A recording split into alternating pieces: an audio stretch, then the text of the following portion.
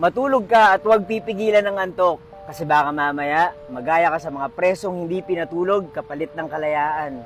Story time. Nag-experiment ang isang grupo ng researchers dahil gusto nilang malaman kung ano yung mangyayari sa mga tao kapag hindi sila natulog sa loob ng isang buwan. Ang ginawa nila, kukuha sila ng 5 preso na ilalagay sa isang chamber at sila yung magiging subject sa tinatawag na The Russian Sleep Experiment. Ako nga pala si Buji at mahilig ako mag-story time. Hindi nyo pa ako pina-follow, i-follow nyo na ako. Disclaimer lang ha, dahil baka sensitive yung kwento na to para sa ibang tao. Kapag natagalan ng 5 yung chamber sa loob ng 30 days, makakalaya sila sa preso. Pero parang imposible na hindi ka aantukin sa loob ng 30 days, di ba? So ang ginawa ng mga researchers, nagpalabas sila ng kakaibang gas para hindi makatulog yung mga preso. Sa umpisa, normal lang yung lahat. Nagkikwentuhan pa yung mga preso. Kaya lang, unti-unting nag-iba pagdating ng day 5. Nagsimula silang maging paranoid at tinigil na nila yung pakikipagkwentuhan sa isa't isa.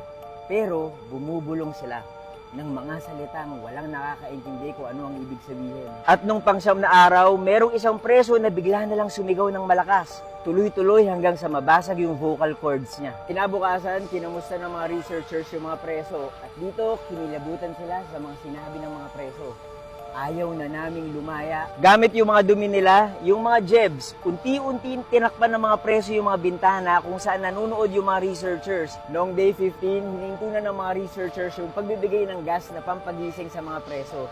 Tapos, pumasok sila sa loob ng chamber at nagulat sila sa nakita nila. Hiniwan ng mga preso yung mga balat nila at tinanggal yung ibang parte ng katawan nila. Puro dugo yung loob ng chamber. Maya-maya, nakiusap yung mga preso na ibalik daw yung gas na binibigay sa kanila. Nagpatuloy yung experiment, pero yung isang researcher nagpaiwan sa loob. Gusto niyang i-observe kung ano talaga yung nangyayari sa mga preso.